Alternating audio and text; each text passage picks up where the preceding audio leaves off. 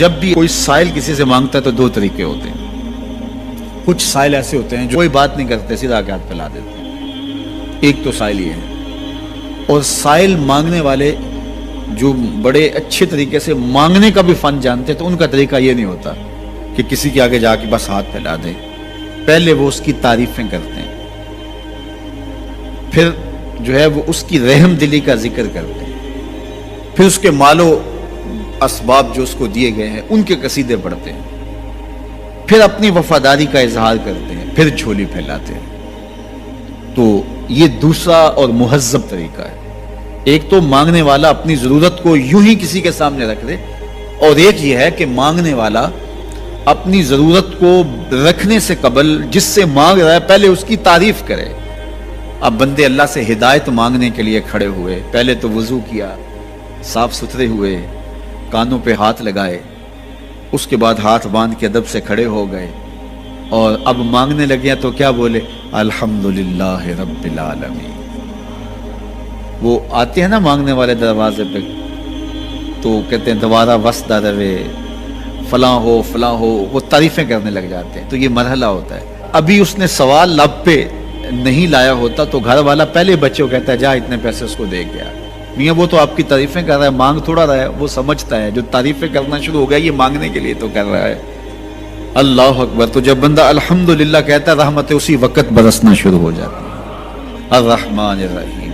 میں سخی کی دہلیز پہ کھڑا ہوں جو رحمان بھی ہے جو رحیم بھی ہے، محض اپنے کرم سے عطا کرتا ہے. رحم کی بھیک مانگ رہا ہوں. پھر کیا کہہ رہا ہے؟ مالک یوم الدین. کسی کنگال سے نہیں مانگ رہا، اس سے مانگ رہا ہوں جو مالک ہے، دنیا کا بھی مالک ہے، آخرت کا بھی مالک ہے. پھر اس کے بعد اگلی بات کیا کہتا ہے؟ ایاک نعبد و ایاک نستعین. مالک میں پوچھتا بھی تجھے ہوں اور مانگتا بھی تجھ سے ہوں. دیکھو سائل اس اعتبار سے بھی دو طرح کے ہوتے ہیں. ایک سائل ہوتا ہے جو بائی پاس پہ اترتا ہے، ایک کے گھر کے سامنے جاتا ہے، یہی طریقہ صحیح مانگنے کا، لیکن جاتا ہے کہ گھر کے سامنے تعریفیں کرتا ہے اور مالک خانہ کو پتا ہوتا ہے کہ یہ ہمسایہ سے بھی مانگ کے آیا ہے، میرے گھر سے بھی مانگ رہا ہے، اگلے گھر سے بھی مانگ رہا ہے. تو وہ اسے تھوڑا سا آٹا دے دیتا ہے، 1 روپیہ دے دیتا ہے. اس کو پتا ہے اس نے پورا گاؤں مانگنا ہے، آدھا گاؤں مانگ آیا ہے، آدھا گاؤں اس نے ابھی مانگنا ہے. تو سارے 1-1 روپے دیتے ہیں. ایک تو سائل وہ ہے جو در در پہ جاتا ہے، اور ایک سائل بائی پاس سے اترا، وہاں سے پل عبور کیا، پھر گلی سے گزرتے ہوئے یہاں آیا، اور یہاں آ کے آپ کے ساتھ اس نے کہا کہ میں کسی در پہ نہیں گیا، آپ کے پاس آیا ہوں، اب آپ نے میری ضرورت پوری کرنی ہے.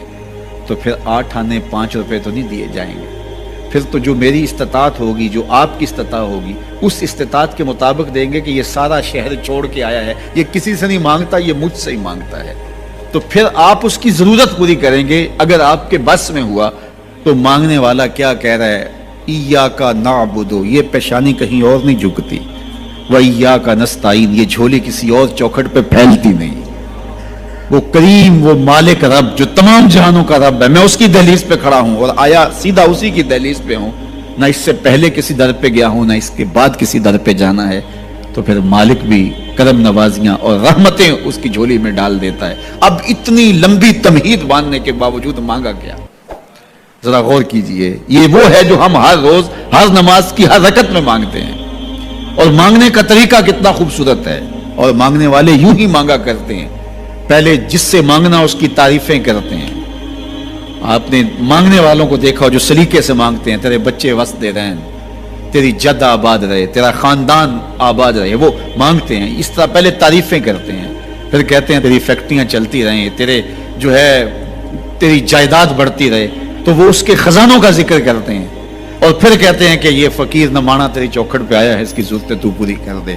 اب بندہ بھی اللہ کے حضور جب حاضر ہوتا ہے تو مانگنے کا سلیقہ کیا ہے؟ سب سے پہلے کہتا ہے الحمدللہ رب العالمین. میں کسی کنگال کی چوکھٹ پہ نہیں آیا، تمام جہانوں کے پالن ہار کی چوکھٹ پہ آیا. اسی کی تعریفیں اختیاری بھی غیر اختیاری بھی، واسطے کے ساتھ بھی بلا واسطے کے ساتھ بھی. اسی کی خوبی ہیں، سارے اسی کے کمال ہیں، وصف سارے اسی کے ہیں. پھر اس کے بعد کہتا ہے الرحمن الرحیم. وہ رحمان بھی ہے، وہ رحیم بھی ہے. پھر اس کے بعد کہتا ہے مالک یوم الدین. وہ دنیا کا ہی مالک نہیں، آخرت کا بھی مالک ہے، یوم حساب کا بھی مالک ہے. پھر اس کے بعد اپنی وفاداری جتلاتے ہوئے کہتا ہے ایاک نعبد و ایاک نستعین، مالک سارا جہاں بس رہا ہے، میں نے کسی سے نہیں مانگا، میں نے جھولی تیری چوکھٹ پہ پھیلائی ہے، میری پیشانی تیرے حضور جھکتی ہے، یہ پیشانی کسی اور کے حضور کبھی نہیں جھکی نہ جھکے گی۔ یہ سب عرض کرنے کے بعد پھر مانگتا کیا؟ اہدنا الصراط المستقیم، مالک مجھے سیدھی راہ پہ چلا دے۔ مسجد نبوی کا صحن تھا اور ایک شخص کونے میں بیٹھ کے دعا مانگ رہا ہے، ذرا اس کے دعا کے لفظ سنیے۔ اللہم انی اسألک بانک انت اللہ، اے اللہ میں تجھ سے اس لیے مانگتا ہوں کہ تو میرا اللہ جو ہے۔ ذرا غور کیجیے، میرے والد گرامی فرماتے تھے کہ بیٹا باپ سے کہے کہ ابا جی میں آپ سے اس لیے مانگ رہا ہوں کہ آپ میرے ابو جو ہیں، تو باپ کو اپنا وجود بیچ کے بھی دینا پڑا تو اس کی ڈیمانڈ پوری کرے گا۔ جو اس لفظ ہی ایسا کہہ دیا کہ ابو میں آپ سے اس لیے مانگ رہا ہوں کہ آپ میرے ابو جو ہیں، تو میں نے آپ سے ہی مانگنا، تو بندہ کیا کہہ رہا ہے؟ اللہم انی اسألک بانک انت اللہ، اللہ میں تجھ سے اس لیے مانگ رہا ہوں کہ تو میرا اللہ جو ہے، لا الہ الا انت، تیرے علاوہ کوئی ہے بھی تو نہیں، انت الاحد الصمد الذی لم یلد ولم یولد، تو ایک ہی ہے، واحد ہے، اور کوئی ہے ہی نہیں جس در پہ جاؤں، کوئی چوکھٹ نہیں ہے جہاں دامن پساروں، کوئی دہلیز ہی نہیں ہے جہاں جھولی پھیلاؤں، تو بے نیاز ہے، اور تجھے نہ کسی نے جنم دیا اور نہ تو نے کسی کو جنم دیا۔ مالک میں تیرے حضور دعا کر رہا ہوں۔ یہ وہ دعا کر رہا تھا کہ میرے حضور نے سن لی، تو ایک صحابی کو فرمایا کہ یہ جو دعا کر رہا ہے اب جو مانگے گا اللہ عطا کرے گا، اس نے مانگا ہی اس ڈھب سے ہے، اس ڈھب سے ہے۔ ایک دعا اور سن لیجئے جو سیدنا علی المرتضیٰ رضی اللہ تعالی عنہ رب سے مانگتے ہیں۔ اللہ اکبر، مجھے تو آج سارا دن اس دعا نے نحال کیے رکھا۔ یہ دعا مانگتے ہیں تو عجیب کیفیت ہوتی ہے، یا سریع الرضا اغفر لمن لا یملک الا الدعاء، اے جلدی راضی ہو جانے والے، چھیتی مان جانے والے، اغفر لمن لا یملک الا الدعاء، اسے معاف کر دے جس کے پاس دعا کے علاوہ سہارا ہی کوئی نہیں، جس کے پاس دعا کے علاوہ کچھ ہے ہی نہیں جو پیش کر سکے، التجا ہی کر سکتا ہے، ترلا ہی کر سکتا ہے، منت ہی کر سکتا ہے، منتوں اور ترلوں کے علاوہ جس کے پاس کچھ نہیں ہے، اے جلدی مان جانے والے اس کی مغفرت کر دے، اس کو بخش دے۔